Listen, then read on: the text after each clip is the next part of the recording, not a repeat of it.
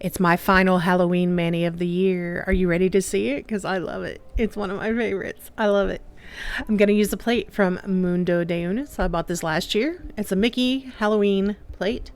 I also bought these powders. These were supposed to be glow-in-the-dark pigment powders. I don't know why it says glitter nails. They were advertised as glow-in-the-dark pigment powders. They were crap. I could not get them to stay on my nail. They did not glow in the dark. Do not recommend. Normally, I don't say that. Normally, I'm like, if it works for you. Yeah, those don't work for anybody. Don't buy them. They're bad.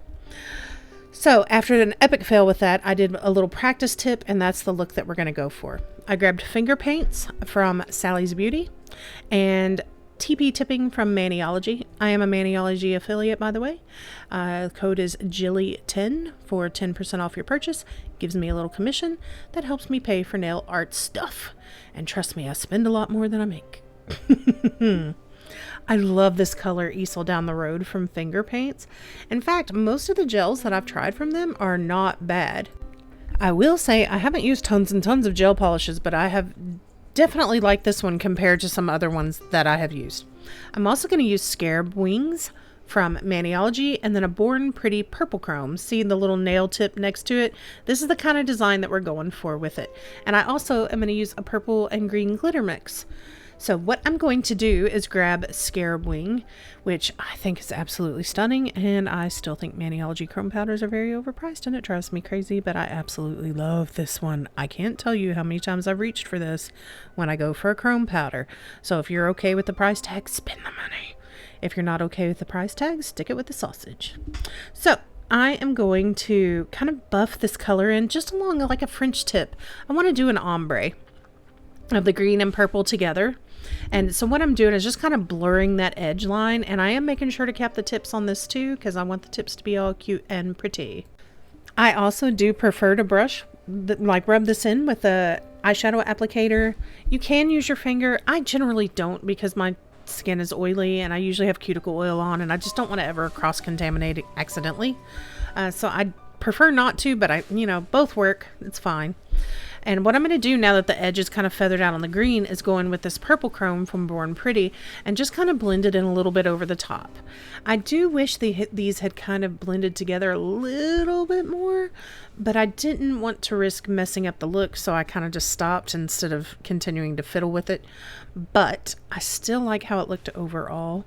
Very easy to apply. These Born Pretty powders are absolutely gorgeous. They're not duochromed like Scarab is.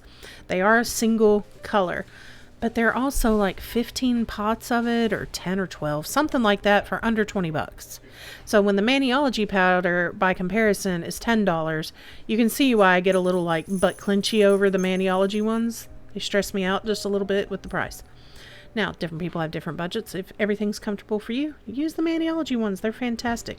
I'm not saying anything bad about them. I'm just saying I don't want to pay that price. The glitter pots that I bought, same thing. They're small. They're about the size of a quarter if you're American. If you're British, they're like a little bit smaller than a pound coin. And the glitters in them were great. I just used a little bit of gel polish and cured it for about 30 seconds to make it tacky and used that to hold the glitter on while I finished up the stamping look. And it worked perfectly fine. A lot of people do not talk about the white, what I call the white out trick. It's where you go in and you just use white to kind of block out where you want to stamp a light color on top of a dark color. So for example, if you had black, and you had a yellow that did not stamp well or at all over black, because we know that that can happen. So you could go in, stamp down white, and then stamp yellow on top of it, and boom, you have yellow on top of it. Now, we all hope that every single polish is as pigmented as it should be, and that they should all show up over black and be perfect 24/7, but that's not reality. Now, I don't know if this one is or not, but I liked this look, and I didn't want to mess it up. So I whited everything out. And so all I'm doing is stamping down the B and then the Mickey head and the Minnie head for the O's. Boo, boo. And letting that dry a little bit. Probably 2 minutes or so. And then I'm going to go back in and stamp. I believe this was TP tipping. When I look at this now, I'm like, oh, I should have used Doom from the Advent box. It would have been really cool on top of this too. But I grabbed what I grabbed. It is what it is at this point. And I'm just going to pick up the orange and stamp it on top of the white. Now the cool thing about this is because the colors underneath are darker, it almost can leave a little shadow. It gives a little more depth and texture to the lettering if you off-center it just a tiny bit, enough to let that lighter color peek through some, and I love how that looks. I'm going to do the same thing on the Mickey and the Minnie, and it's going to do the same thing. It just gives it a tiny bit more texture, depth, and those are the things that the more I do this, and see, I couldn't figure out why recently it was taking me so long to do some of these manicures. And it's because I'm really working hard at like giving them depth and making them really pretty. There's definitely something to be said for a simple, just straight up and down one stamp. Hey, it's quick, it's done, it's cute and cool. But I'm wanting to experiment a little bit more and play a little bit more. And this was a fun way for me to do that. The cool thing is though, even though it's off center just a little bit, like the Mickey has a little witch's hat on his head, and the Minnie has something on her bow too. I can't remember what it is offhand. Oh, it's just her bow. But you can see the other colors peeking through in the back. How cute is that? I freaking love this. I think it's so adorable. And then I'm going to go in and I let this dry probably 10 to 20 minutes. I probably did not need to do it that long, but I wanted to make 100% sure that that regular stamping polish was dry. And then I top coated it with gel. Now here's the fun trick. If you don't have a matte top coat, but you do have a gel top coat, you can buff it and it turns it matte. I think I learned that from Kirsty Meakin. If you haven't watched her, she does a lot of acrylic work. Beautiful nail sets, like the kind of nail sets that are going to cost you hundreds of dollars and take hours. They're beautiful. So I buffed it with like a rough buffer, and I accidentally got a little too crazy with it on some of the tips, and it took off a little bit of the chrome and let the black peek through, and I loved that even more.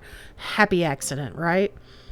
It made it look a little more grungy. It gave it a lot more texture to it, and I fell in love when it happened. Look at that. How cute. How cute. So I just kind of matted everything up a little bit and gonna leave it like it is. I adore this look. I think this would be so much fun if you were actually going to go to Disney and do the Boo thing that they have. I can't think of what the festival's called right now, but they have a big Disney thing. This is what it looks like, more saturated with color, and then this is a little bit softer, so you can see how it looks in different lights. Very curious what you think. Would you try this one out? Do you like the little matte top coat trick I taught you? Let me know below. I appreciate you leaving a comment. Thank you so much for watching. Bye-bye.